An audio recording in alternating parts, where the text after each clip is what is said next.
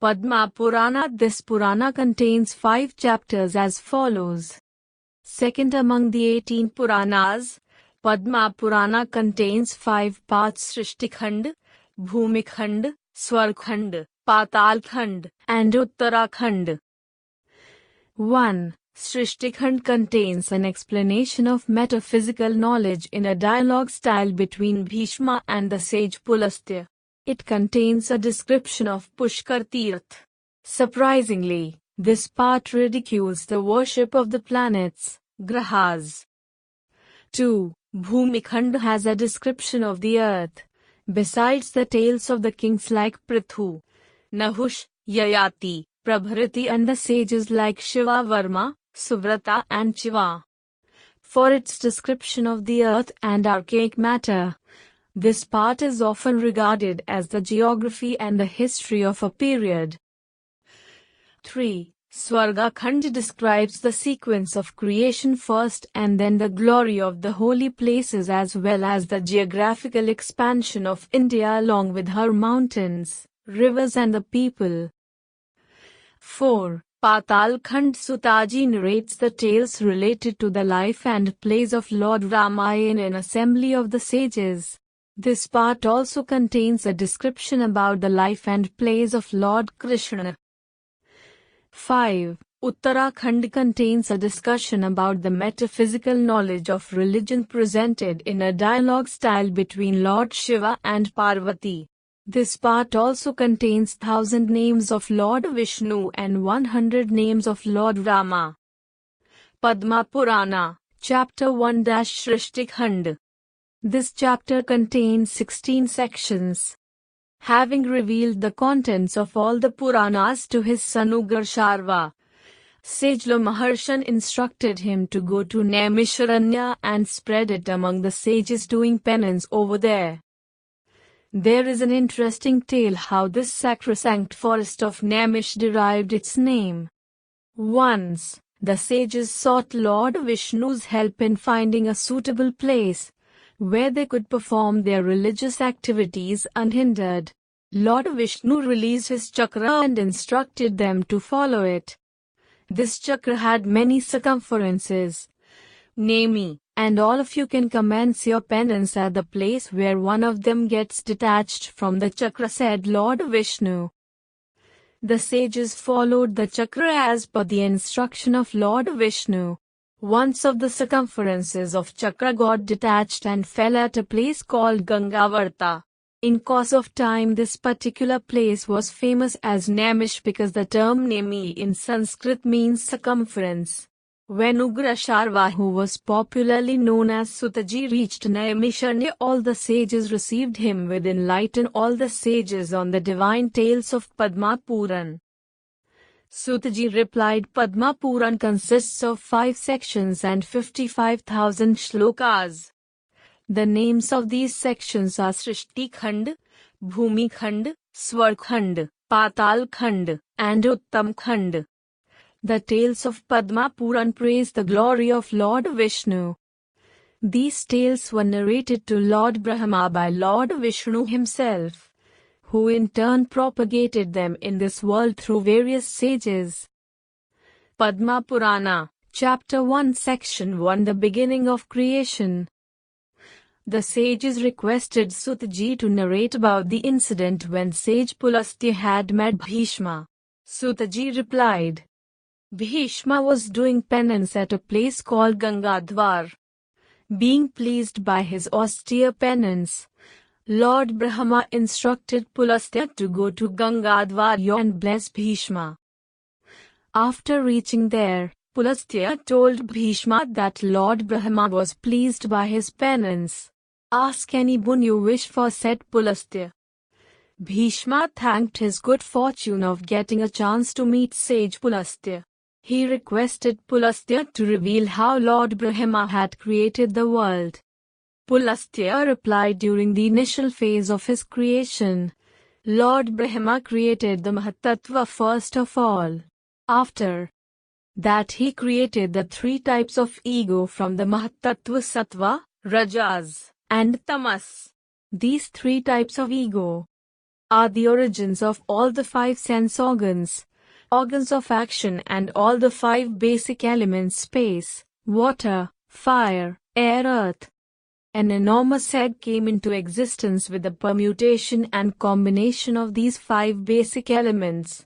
Within this egg exists the whole universe, including the mountains, islands, oceans, planets, deities, demons, and the human beings. The layers of water, fire, air, space, and darkness envelop this enormous egg. These elements are once again covered by the Mahatattva, which in turn is enveloped by the Prakriti, nature. Lord Vishnu himself does creation in the form of Lord Brahma and also takes various incarnations to protect the mankind. At the end of the Kalpa, it is only he who annihilates in the form of Rudra. After the end of Kalpa, he takes rest on the back of Sheshanag for the full period of deluge. Padma Purana, Chapter 1, Section 2, Lord Brahma's lifespan and the chronological order of the eras. Pulastya says Lord Brahma, the embodiment of Lord Vishnu, has a lifespan of 100 years. His lifespan is also called Par, and half of its period is known as Parardha. One Kashta consists of 15 Nimisha, while a Kala consists of 30 Kashtas. A Muhurt consists of 30 Kalash. The periods of 30 Muhurtas are equal to 1 day and night of the human beings. A month of this world is equivalent to 30 days and nights. 6 months make an ayan, and a year consists of 2 ayans. These 2 ayans are also known by 2 other names, Dakshinayan and Uttarayan. Dakshinayan is the night of the deities, whereas Uttarayan is their day. 4 yugas are equivalent to 12,000 years of the deities, which occur in a cyclic order: Satya, Treta, Dwapar Yuga and Kali Yuga. The periods of these yugas are as follows. Satya Yuga equals 4,000 years, Treta Yuga equals 3,000 years, Dwapar Yuga equals 2,000 years, Kali Yuga equals 1,000 years, total equals 10,000 years.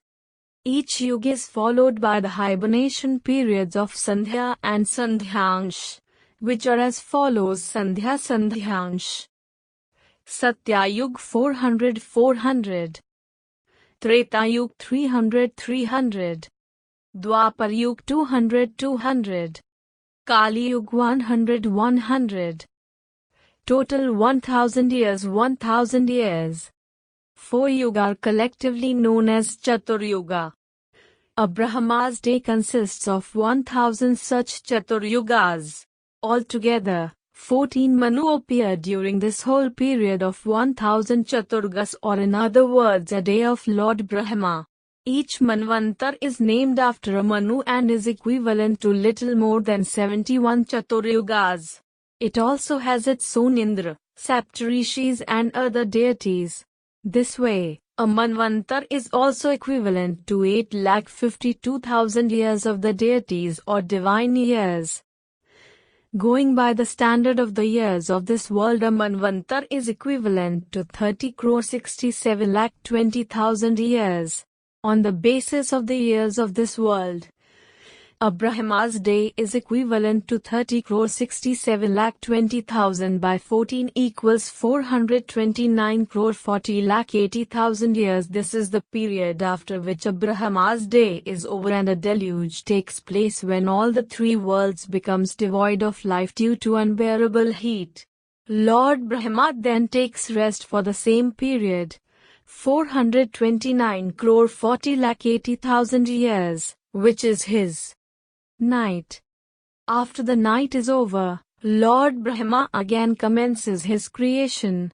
So, this process continues for the whole period of Brahma's lifespan, that is 100 years. Bhishma requested sage Pulastya to describe how Lord Brahma created life in the beginning of the present Kalpa. Pulastya replied, at the end of the previous Kalpa, when Lord Brahma awakened from his sleep, he found the whole earth submerged in water. He meditated on Lord Vishnu, who took the incarnation of Vara and retrieved the earth and established it in its original position. Lord Brahma then created all the four worlds Bhurloka, Bhuvarloka, Swargloka and Maharloka and divided the earth into 7 islands. First of all, Lord Brahma created the Mahatattva. After that he created the Tanmatras, Indriyas, sense organs, the immovable things like mountains, rivers, animals, deities, demons, human beings etc. Padma Purana, Chapter 1 Section 3 The Four Prominent Castes. On being asked by Bhishma about the origin of the four prominent castes, sage Pulastya said Lord Brahma created the Brahmins and the Kshatriyas from his mouth and chest respectively. Similarly, Vaishyas and Shudras manifested from Lord Brahma's thigh and feet respectively. Lord Brahma had created his Manasputras with the objective of increasing the population and their names were Bhrigu, Pulah, Kratu, Angira, Marichi, Daksha, Atri, and Vashisht. But all of them were free from worldly desires and extremely virtuous. Seeing his effort go in vain, Lord Brahma became furious, as a result of which Rudra manifested from his forehead. Half of Rudra's body resembled like a male while the remaining half appeared like a female. Lord Brahma instructed Rudra to detach the female form from his body and commence copulative creation.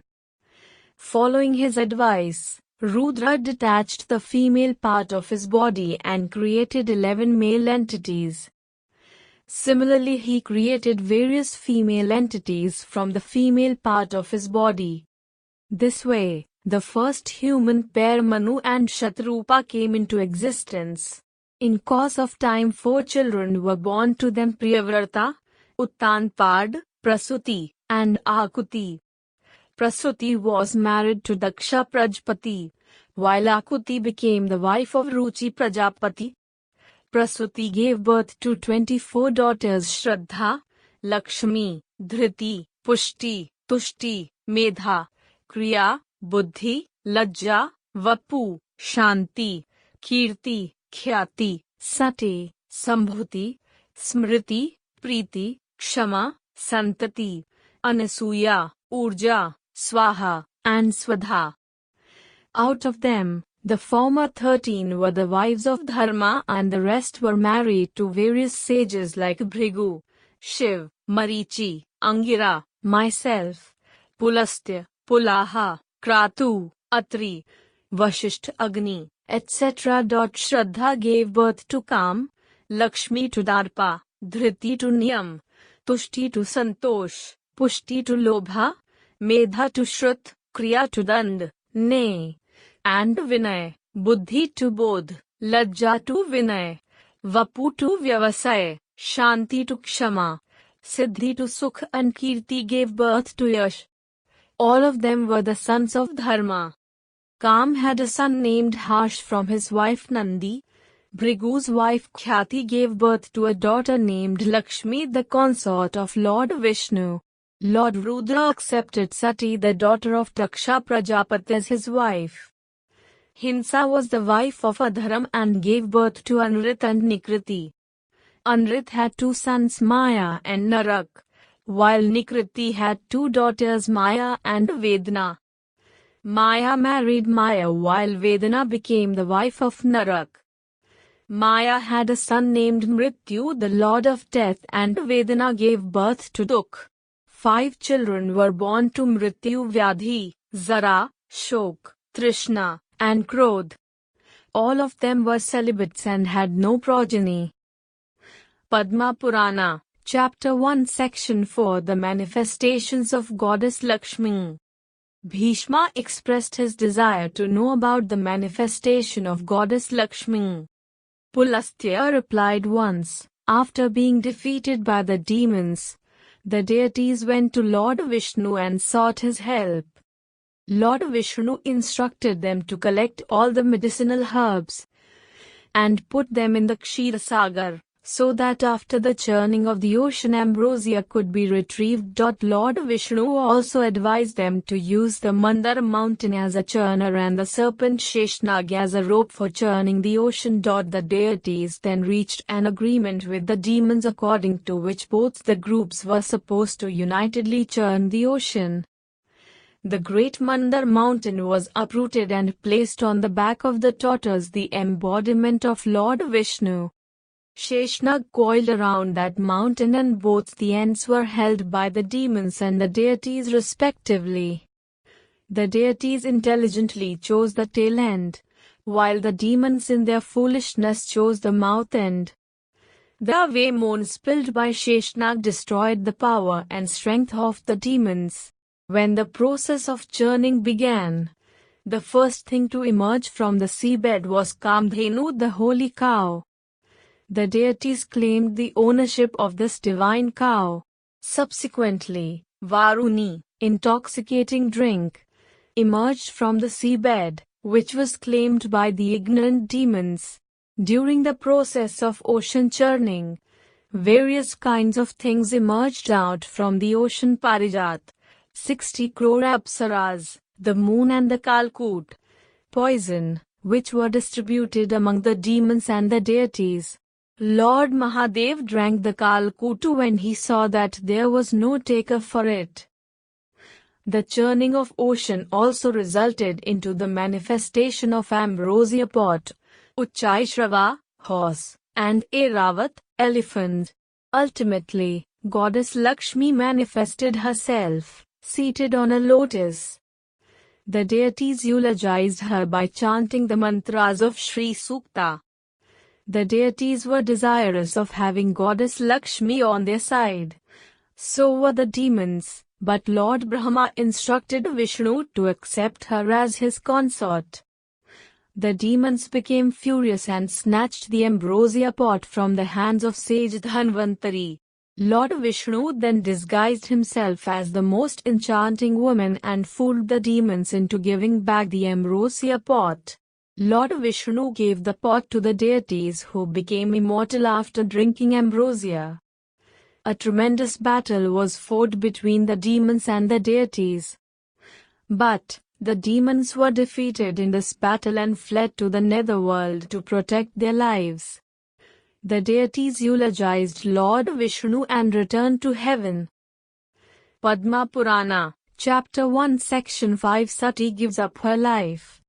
On being inquired by Bhishma about the reason why Sati gave up her life, sage Pulastya narrated the following tale.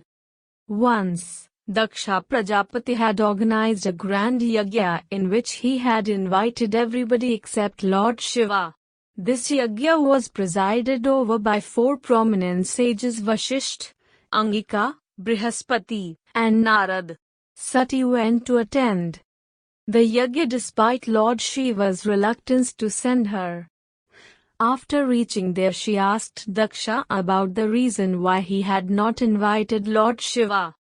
Daksha said, "Your husband is unworthy of being in the company of other deities, because of his abhorrent appearance. He smears ashes on his body and wanders through the cremation grounds. In the name of clothes, your husband puts on tiger skin. A garland of skulls keep on hanging down his neck. All species of serpents coil around his body. Do you think he is eligible to sit in the company of the deities?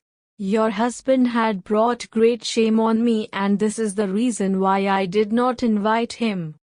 Sati could no more listen to her husband's criticism and gave up her life by jumping into the ablation fire. When the news of Sati's death reached Lord Shiva, he became extremely furious and sent his Ganas to avenge her death. The Ganas went and created havoc at the ablation site. After the death of Sati, Lord Shiva became a recluse and lost all interest in his life. His mind was preoccupied by nothing else but the thoughts of her beloved. One day, sage Narad informed Lord Shiva about Sati's rebirth as the daughter of Himvan and Mena. Lord Shiva became extremely pleased by this good news. Eventually, he reunited with her eternal consort Parvati. Padma Purana, Chapter 1, Section 6, The Origin of Deities, Demons, and Serpents.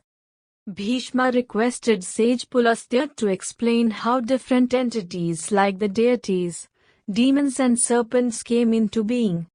Pulastya replied, having failed in his repeated attempts of increasing population by the means of Sankalpadaksha, Prajapati was left with no option but to take the help of copulative creation.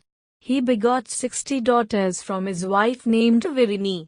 In course of time 10 of them were married to Dharma, whose names were Arundhati, Vasu, Jami, Lamba, Bhanu, Marutvati, Sankalpa, Muhurat, Sadhya, and Vishwa. Vishwa gave birth to Vishwadeva, while Sadhya was the mother of Sadhya. Marutvati gave birth to Marutva. Vasu had 8 sons who became famous as the Vasus yourself, Bhishma, Dhruv, Soma, Dhar, Anil, Enal, Pratyush, and Prabhas. Bhanu had a son by the same name, that is, Bhanu. Muhurta begot deities, who were the lords of auspicious moments. Lamba gave birth to Ghosh, while Jami had a daughter named Nagviti. Arundhati became the mother of all the creatures of this world. As far as the offspring of 8 Vasus are concerned, you, Bhishma, have 4 sons, Shant, Vaitar, Samb, and Muni Babharu. Dhruv had a son named Kal, while Soma was the father of Varcha. Dhar had 2 sons, Dravan and Havivah.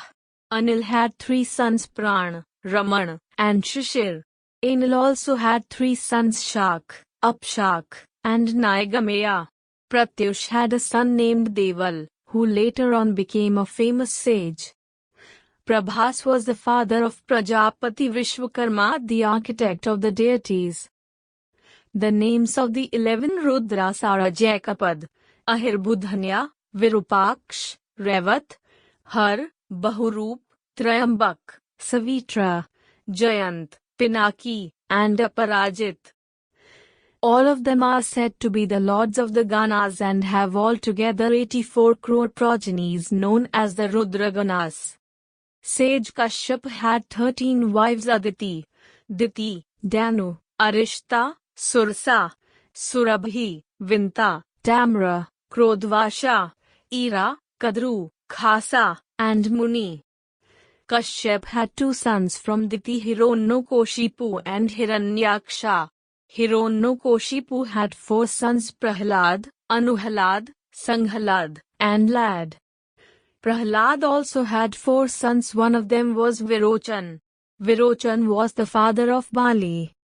Vanasur, who had 1,000 arms, was the eldest son of Bali. Hiranyaksha had 4 sons, who themselves had 27 crore sons and grandsons in all. Kashyap had begotten 100 sons from Danu, among whom Viprachitti was the most powerful. Viprachitti had 14 sons from Singhika, Sainghikeya, Rahu, Kasa, Shankh, Nala, Vatapi, Ilwal, Namuchi, Khashrima, Anjan, Narak, Kalanab, Parmanu, Kalpavirya, and Dhanuvansha Vivardhan. Kashyap also had 6 daughters from Tamra: Shuki, Shayanai, Bhasi, Giridhi, Sugridhi, and Shuchi. All 6 of them gave birth to various species of birds. Shuki was the mother of parrots and owls. Shayanai gave birth to hawks, while Bhasi was the mother of ospreys, a large fish-eating birds. Giridhi gave birth to vultures, and Sugridhi was the mother of pigeons. Shuchi was the mother of cranes, swans, and other similar aquatic birds. Vinita was the mother of Garuda and Arun, supreme among birds. Arun was the father of Sampati and Jatayu. Sursa was the mother of the serpents and had given birth to 1,000 snakes. Similarly, Kadru gave birth to 1,000 cobras. Surabhi One of the 13 wives of Kashyap had given birth to cows, buffaloes as well as beautiful women. Muni was the mother of the celestial damsels Apsaras. Arishta gave birth to Kinnars and Gandharvas. Ira was the mother of various vegetation like grass, trees, creepers and bushes. Khasa gave birth to crore of Rakshasas, monsters, and Yakshas. Kashyap had also begotten 49 Marud Ganas from Diti. Padma Purana, Chapter 1 Section 7 The Origin of Marud Ganas.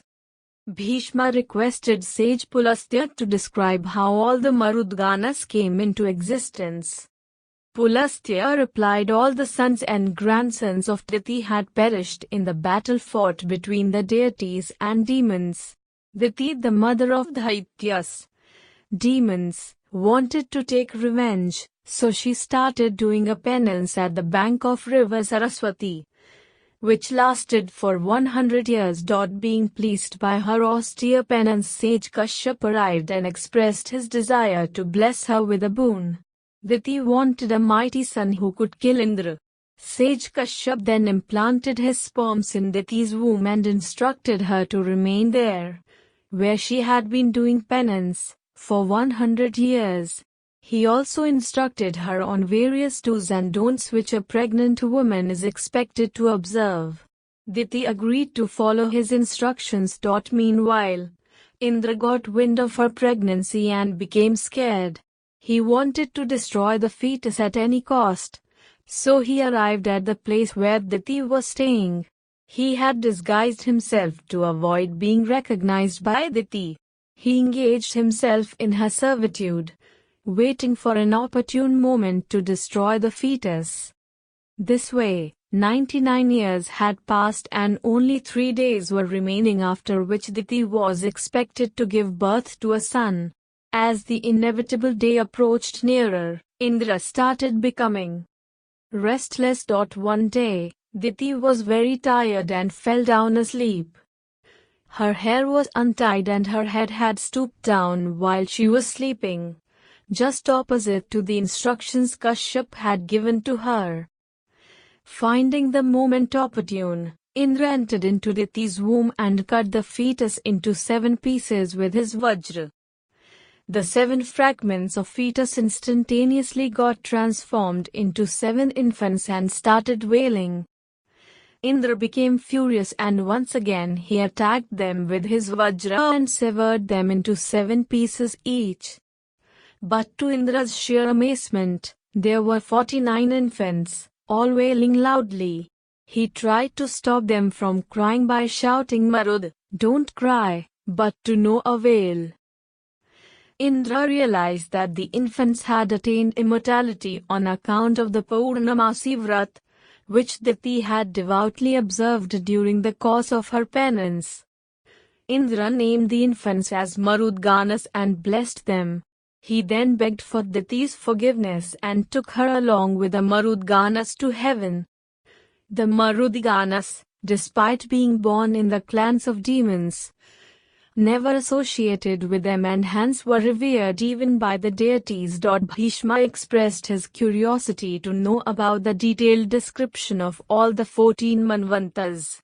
Pulastya said the first Manvantar was called Swayambhuva, named after Swayambhuva Manu. Yamya was the prominent deity of this Manvantar. Marichi and other 6 prominent sages were the saptarishis of this Manvantar. Swayambhuva Manu had 10 sons: Agnigha, Agnibahu, Vibhu, Savan, Jyotishman, Dutiman, Havya, Medha, Medhatithi, and Vasu. The second Manvantar was named after Swarochish Manu. Swarochish Manu had 4 sons: Nabh, Nabhasya, Prashriti, and Bhavan. Tushit was the prominent deity of this second Manvantar. Dattatreya, Atri, Chava, Stanba, Pran, Kashyap and Brihaspati were the saptarishis of this Manvantar. The third Manvantar was called Autam and derived its name from Autami Manu, who had 10 sons: Isha, Ije, Tanuj, Shuchi, Shukra, Madhu, Madhav, Nabhasya, Nabh, and Saha. Bhanu Sangyak was the prominent deity of this Manvantar. Sage J and other 6 sages were the Saptarishis then. The fourth Manvantar was called Tamas, named after Tamas Manu, who also had 10 sons like his predecessor. The names of his sons were Akalmash, Tapodhanva, Tapomul, Tapodan, Taporasi, Tapasya, Sutpasya, Parantap, Tapobagi, and Tapoyogi. Kavi, Prithu, Agni, Akapi, Kapi, Janya and Dhama were the Saptarishis of this Manvantar, while Sadhyagana was the prominent deity. The fifth Manvantar was called Revat, named after Revat Manu, who had 10 sons as well: Varun, Tatvadarshi, Chitiman, Havyap, Kavi, Mukt, Nirutsuk, Satva, Vimoh, and Prakashak. Bhutraja and Prakriti were the 2 prominent deities of this Manvantar, and the names of the Saptarishis were Devabahu, Subahu, Parjanya, Somap, Muni, Hiranyaroma, and Saptashva. Next arrived the 6th Manvantar, Chakshush. This Manvantar derived its name from Chakshush Manu, who had 10 sons and among whom Ruru was the most prominent one. Lake, Ribhu, Prithag-bhut, Varimul and Diva were the prominent deities of this Manvantar. The names of Saptarishis were Bhrigu, Sudama, Viraj, Vishnu, Narad, Vivaswan, and Abhimani. The present Manvantar, which is the 7th in order, is called Vaivasvat. The Saptarishis of this Manvantar are Atri, Vashisht, Kashyap, Gautama Yogi, Bharadwaj, Vishwamitra, and Jamdagni. The 8th Manvantar will be called Savarnya and will be named after Savarni Manu. Savarni Manu will have 10 sons: Dhriti, Varya, Yavasu, Suvarna, Drishti, Trishnu, Adya, Sumati, Vasu, and Shukra. The Saptarishis of this Manvantar will be Ashwathama, Rishyashringa, Kaushikeya, Galav, Shatanand, Kashyap, and Parshuram. The 9th Manvantar will be named after Ruchi Manu and will be called Rauchya Manvantar. Ruchi Manu will have a son named Rauchya. The 10th Manvantar will be called Bahutya and will derive its name from Bahutya Manu, son of Bhuti. The 11th, 12th, 13th and 14th Manvantars will be named after Meru Savarni, Ribhu, Vitadhama and Vishkvasen Manas respectively. All these 14 Manas successively ruled this world for the total period of 1000 Chaturyugas. At the end of Kalpa, each of them unite with Lord Brahma. Padma Purana, Chapter 1, Section 8, King Prithu and the Surya dynasty. Bhishma inquired sage Pulastya about the mighty King Prithu, upon whom the earth was named as Prithvi. Sage Pulastya replied, Anga Prajapati was the descendant of Swayambhuva Manu and Sunita was his wife. In course of time, Sunita gave birth to a son, who was named Vain. After growing up, Vain turned out to be an extremely irreligious person and used to spend his time committing all sorts of immoral deeds. The sages tried to bring him to the virtuous path but to no avail. They became furious and cursed Vain, as the result of which he died. The sages then churned his dead body, which resulted into the manifestation of a mean caste called Mlecha. They kept on churning his body and in the process, an extremely virtuous entity manifested from the right hand of Vain. He held various weapons like mace, bow and arrows in his hands. He was none other than Prithu, the embodiment of Lord Vishnu.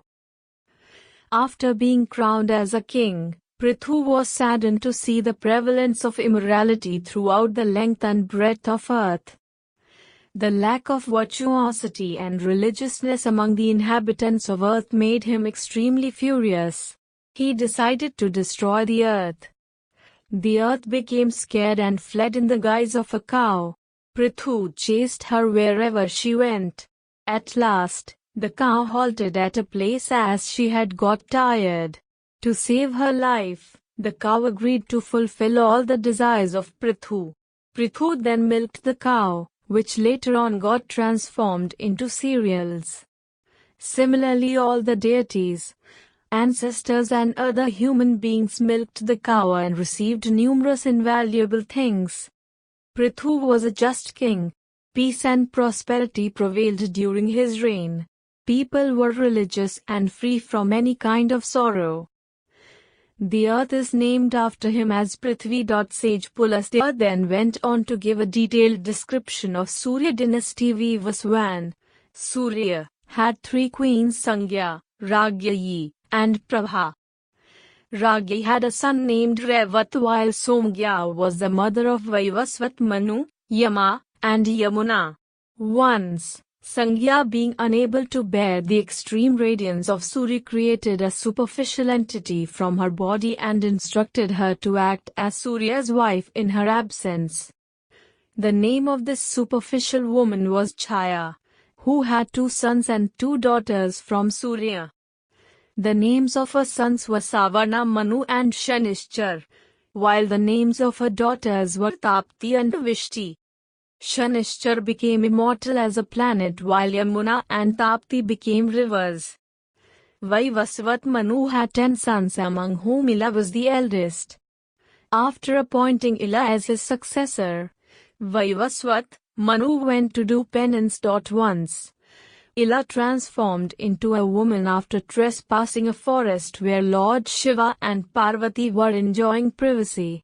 It was Lord Shiva's curse that any male who ventured into that forbidden forest would become a woman.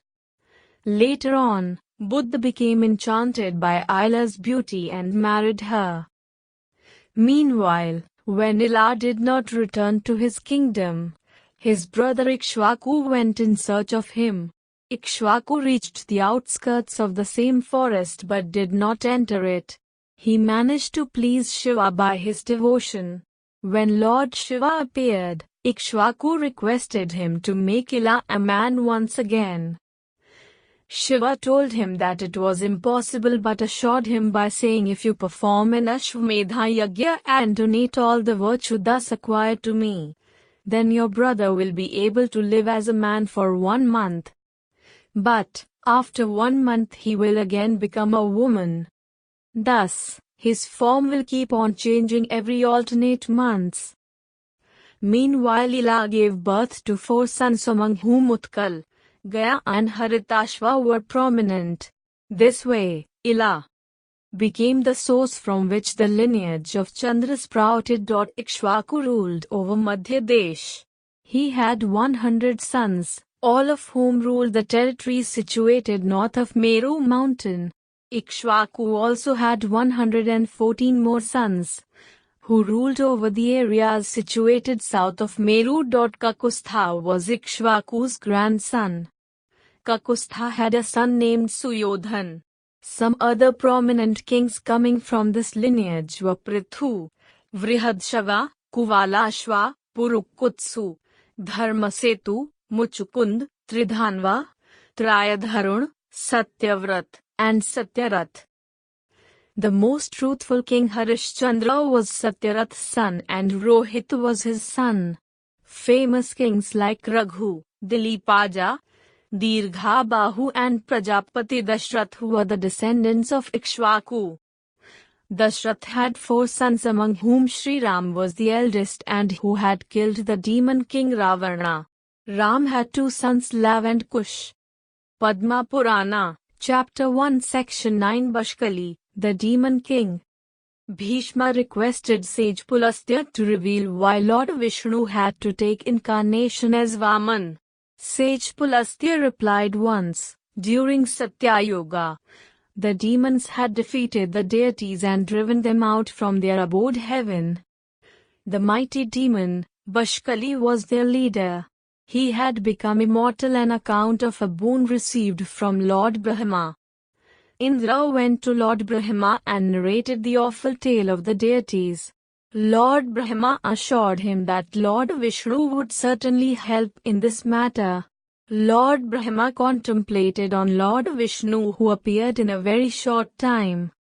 When Lord Vishnu came to know about the deities' pitiable condition, he promised them that very soon Bashkali's wings would be clipped. Lord Vishnu said, very soon, I will take incarnation as Vaman. Indra will have to come along with me and demand a piece of land measured by my 3 steps. I shall then reveal my giant form and send him to the Patal Loka after making him bereft of his kingdom. In course of time, Lord Vishnu manifested as Vaman from Aditi's womb. His manifestation was simultaneously marked by various auspicious signs. The air became full of fragrance. The deities started rejoicing. The trees started shedding flowers on their own, and all the desires of living beings were fulfilled. Lord Vaman then went to Bashkali's palace accompanied by Indra. Both of them marveled at the grandness of Bashkali's city, which was surrounded by a high boundary wall. Bashkali was a very virtuous and benevolent king. He was truthful and well versed in all the scripture. His subject lived in prosperity and enjoyed a long life. When the demons saw Indra coming with a dwarf, they informed Bashkali. Bashkali instructed the demons to bring both the guests with due respect. Bashkali treated his guests with all honor and asked Indra about the reason for his sudden arrival. Indra praised Bashkali's benevolence and said, the short Brahmin accompanying me is desirous of a piece of land measured by his 3 steps. Bashkali was amused at this ridiculous demand and requested Vaman to ask for anything he wished. But Vaman wanted nothing more than a small piece of land measured by his 3 steps. Shukracharya, Bashkali's guru, smelled something fishy and warned him, but he was not to listen. Bashkali then requested Vaman to go ahead and measure the land by his 3 steps. Suddenly, Lord Vaman transformed his physique into a giant size. His first step reached the Surya Loka and his second step touched the Dhruva Loka. He hit the top of the universe with his third step, as a result of which water poured down. The water got collected and came to be known as Vaishnavi River. But the land had still not been measured, and hence Lord Vaman reminded Bashkali of his vow, and ultimately the helpless Bashkali surrendered to the will of Lord Vaman and sought his refuge. Lord Vaman blessed him and sent him to Patal Loka. Padma Purana, Chapter 1, Section 10. Sri Ram kills Shambuka. After killing the demons King Ravan, Sri Ram returned to Ayodhya. Many sages had arrived there to bless him on the occasion of his crowning ceremony. Sage Vasishtha was one of them. As Sri Ram was conversing with the sages, a Brahmin arrived there with the corpse of his son and wailed, "O son, your death is certainly due to some flaw of Sri Ram. Now, your mother and I have decided to give up our lives as there is no point in living." Sri Ram's heart was filled with grief and he asked Sage Vasishtha as to how the Brahmin could be helped. Sage Vasishtha revealed to Sri Ram that the Brahmin's son had died a premature death because of Shambuka. Vasishtha said, "Shambuka is a Shudra by birth, but he is doing an austere penance. Shudras are not entitled to do penance in all the 3 yugas, except the Kali Yuga. So, only his death can bring back the Brahmin's son alive." Sri Ram instructed both his younger brothers Lakshman and Bharat to look after the state's affairs in his absence and went in search of Shambuka. Boarded on his Pushpak Viman. Sri Ram saw a man doing penance at the shore of a reservoir. He landed his Pushpak Viman and went near that man. He introduced himself and inquired about the man's identity. Sri Ram asked, "Why are you doing such an austere penance?" Who are you? Without moving, the man replied that he was a Shudra named Shambuka. He said, I am desirous of attaining to Devlok, and hence I am doing this penance. Sri Ram took out his sword and severed Shambuka's head. All the deities hailed Sri Ram, and the Brahmin's child became alive once again. Padma Purana, Chapter 1, Section 11, Manifestation of Ganesh. Karthikeya. Once, before taking her bath, Goddess Parvati anointed unguent on her body, and while removing it created a human form from the accumulated dross. The head of this human form resembled an elephant. Parvati then playfully immersed the human form into river Ganga. But, to her sheer amazement, the human form became alive and of enormous size. She accepted him as her son, and he was none other than elephant-headed deity Ganesh. Once, Lord Shiva became so deeply fascinated by her consort Parvati that he did not come out from his palace for 1,000 years. The deities became worried and sent Agni to find out the reason. Agni disguised himself as a parrot and entered the palace where Shiva was enjoying privacy with Parvati. Meanwhile, Parvati went at the bank of a reservoir to quench her thirst. After reaching there, she saw 6 divine women, Matrikas, carrying water in the leaves of lotus flowers. As Parvati was thirsty, she requested them to give some water. The Matrikas agreed on the condition that a son born to her, Parvati, should also have to be accepted as their son. Parvati gave her consent. The Matrikas gave Parvati water to drink. Hardly had Parvati finished drinking water than a divine child emerged out from her womb. The child possessed various weapons like trident, Shakti and Dhanus in his hands. He was none other than Karthikeya. The deities appointed Karthikeya as the commander of their army. During that time, a mighty demon named Tarakasur used to torment the deities. Karthikeya killed that demon on the request of deities. Padma Purana, Chapter 1, Section 12, An Ideal Brahmin and the Significance of the Gayatri Mantra. Describing about the qualities of an ideal Brahmin, Sage Pulastya said once, Narad had asked Lord Brahma as to who was worthy of receiving Vishnu's blessings. Lord Brahma had told Narad that Lord Vishnu showered his blessings on those who engaged themselves in the service of Brahmins. A Brahmin should be virtuous and well versed in all the scriptures. A Brahmin who does not observe the rituals as mentioned in the Vedas brings disgrace to his ancestors. An ideal Brahmin is respectful towards his parents, teachers, and treats his guests with due honor. He never aspires for women other than his wife and chants the sacred Gayatri mantra every day. Goddess Gayatri is said to have manifested in the lineage of Sankhyayan. She is of fair complexion, and fire is the symbolical expression of her mouth. Lord Brahma dwells on her forehead, Lord Vishnu in her heart, and Lord Rudra has his abode in her braided hair.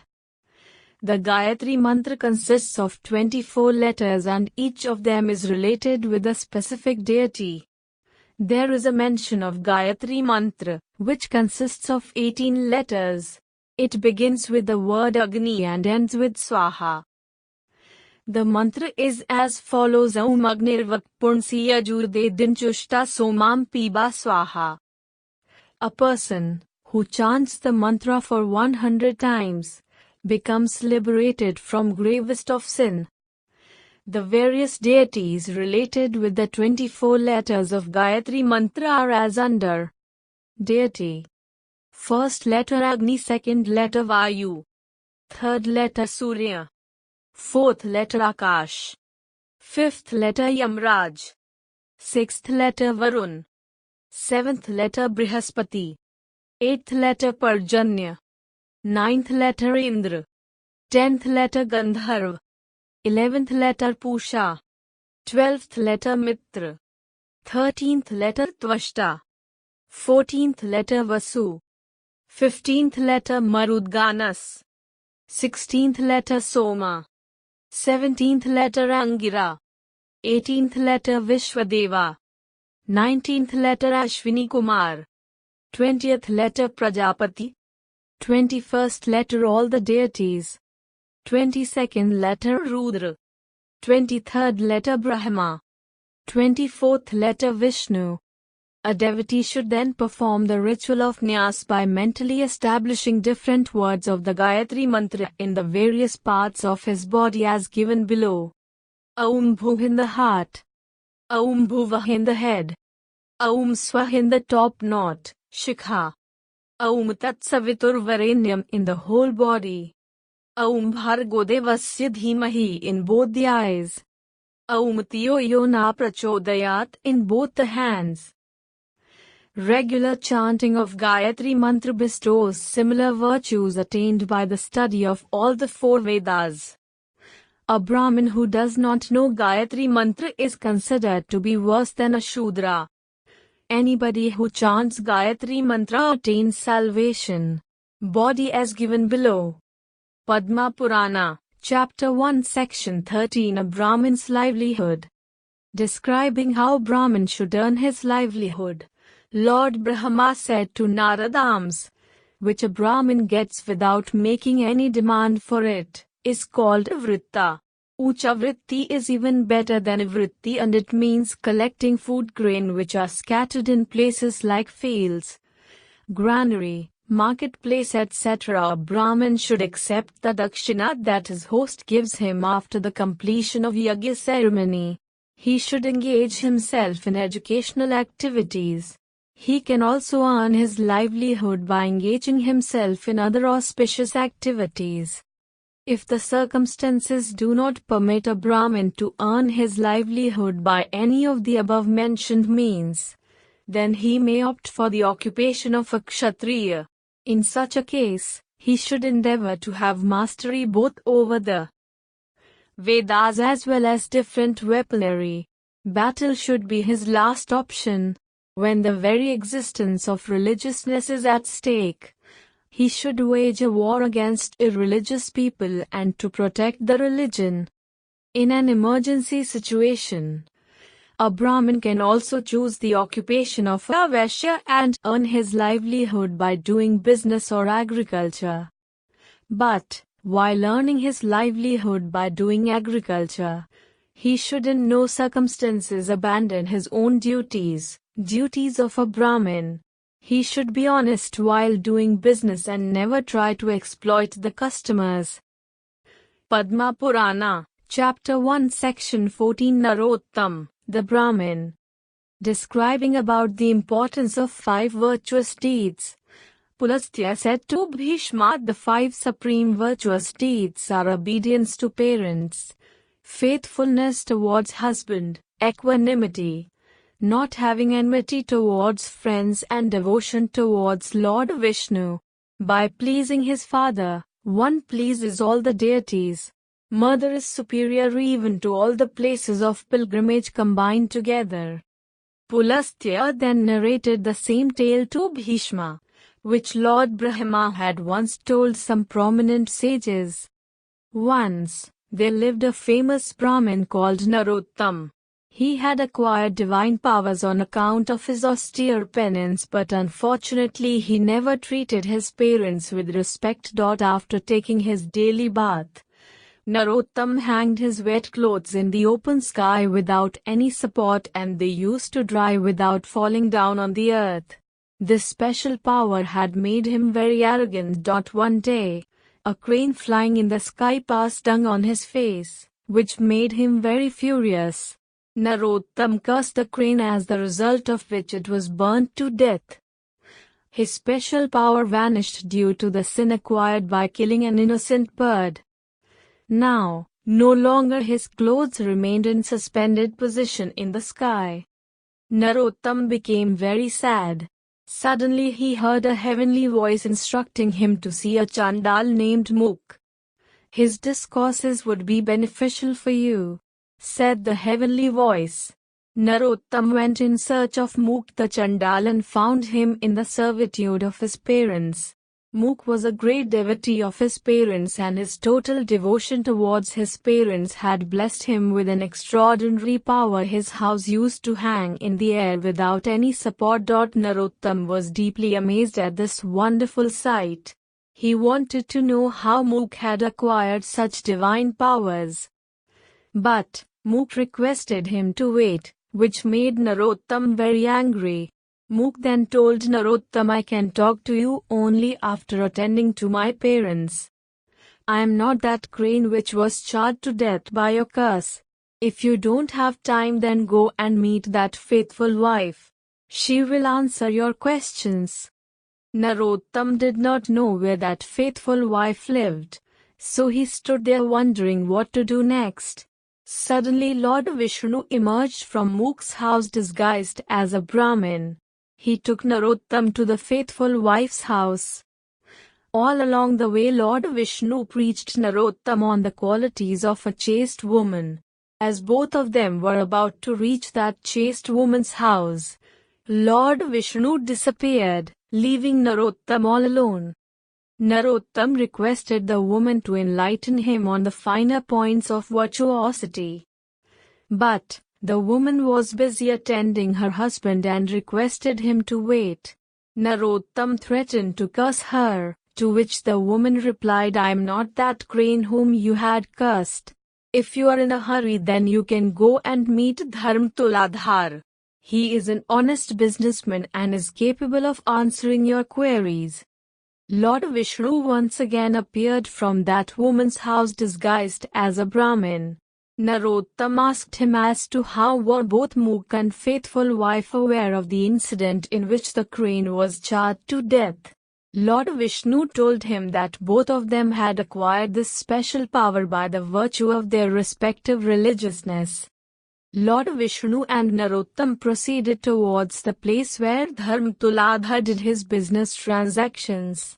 As they were about to reach the place, Lord Vishnu disappeared once again, leaving Narottam all alone. Narottam saw Dharm Tuladhar busy in his dealings with total honesty. He requested him to reveal as to what made the wet clothes to hang in the air without any support. Dharm Tuladhar requested him to wait, but Narottam was in a hurry to get answer to his questions. Dharm Tuladhar told Narottam, please wait for some time, as I'm busy doing my business transactions.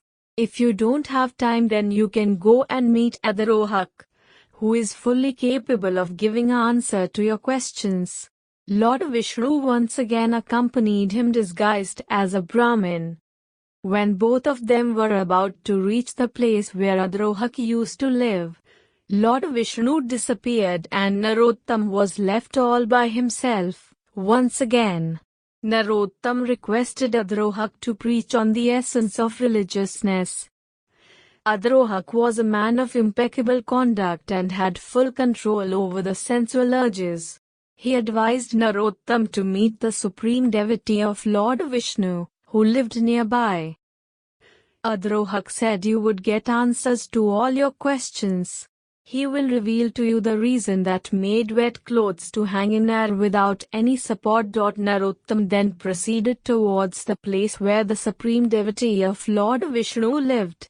Lord Vishnu once again accompanied him in the guise of a Brahmin. After reaching there, Narottam expressed his desire of seeing Lord Vishnu. The supreme devotee took him to a temple situated inside the house premise. Narottam was amazed to see the same Brahmin, who had been accompanying him all along the way, sitting on a lotus flower. He realized that the Brahmin was Lord Vishnu himself. Lord Vishnu blessed him and said, be respectful towards your parents, if you want to attain to my abode. I dwell in the houses of people who are virtuous, truthful, possessed equanimity, and who have full control over their passion. This is why you found me present at the homes of Chandal, Tuladhar, Adrohak. Narottam realized his mistake and decided to be in the servitude of his parents for the rest of his life. Padma Purana, Chapter 1, Section 15. The significance of Rudraksh, Amla, Tulsi. Once, while describing about the importance of Rudraksh to the sages, Vyas said, one who wears a Rudraksh rosary is supreme among all human beings. The mere sight of such a holy man absolves people of their sin. A Rudraksh bead bears features of a linga and yoni on its surface. One should not wear a Rudraksh on which above-mentioned features are absent. Similarly, two-joint beads should never be worn. All the mantras become doubly powerful when chanted with the help of Rudraksh rosary. During Satya Yuga, there lived a mighty demon named Tripurasur. He had conquered the deities and was capable of moving in the space. The deity sought help of Lord Shiva, who killed Tripurasur by the sight of his third eye. In the process, few drops of sweat, emanating from Shiva's body, fell down on the earth. These sweat drops got transformed into a large Rudraksh tree. Amla is a very nutritious fruit and great religious significance has been attached to it. Amla fruit is very dear to Lord Vishnu and its use on the auspicious day of Ekadashi brings unmatched virtue. A person who regularly eats amla enjoys a long life. The following tale adequately describes the religious importance of amla. Once upon a time, a Chandal went into the forest for hunting. He hunted many deer and birds. Feeling hungry, he saw an amla tree and climbed up the tree. This way he satiated his hunger by eating sweet amla fruits. Unfortunately, while he was climbing down the tree, he fell down and died. When the attendants of Yamaraj arrived to take back his soul, they could not do so even after repeated attempts. The attendants of Yamaraj became very surprised and went to the sages for clarification. The sages revealed to the attendants that they could not go near the Chandal's dead body, because he had eaten amla just before his death. Such is the glory of amla. Once Karthikeya asked Lord Shiva about the holiest tree, which was capable of giving salvation. Lord Shiva replied, the Tulsi plant is supreme among all the vegetations. She is very dear to Lord Vishnu and fulfills all the desires of a man. Lord Krishna dwells near the place where there is a Tulsi plant. Spirits and ghosts never dare to venture near the Tulsi plant. If a man attaches a Tulsi leaf to his shikha at the time of his death, he is liberated from all his sins. One who worships Lord Vishnu by offering Tulsi leaves attains salvation. Padma Purana, Chapter 1, Section 16. The importance of Surya's worship. Once, while describing about the importance of Surya's worship to Vaishampayan, sage Vyas narrated the following tale. There lived a king named Bhadrashwar. He ruled over Madhya Desh. Once his left hand was infected with leprosy. Bhadrashwar, fearing the prospect of dreadful leprosy spreading to his whole body, decided to end his life. He expressed his desire to the head priest. The head priest cautioned Bhadrashwar that if he went ahead with his decision, then the whole kingdom would be destroyed. He said, you will be cured of leprosy if you worship Lord Surya. The head priest then told the king about the appropriate rituals of Surya worship. King Bhadrashwar began his austerities and worshipped Lord Surya by chanting mantras and offering articles like Naivedya, fruits, ardhya, akshat etc. to the deity. King Bhadrashwar was cured of his leprosy within a year by the virtue of his deep devotion towards Lord Surya.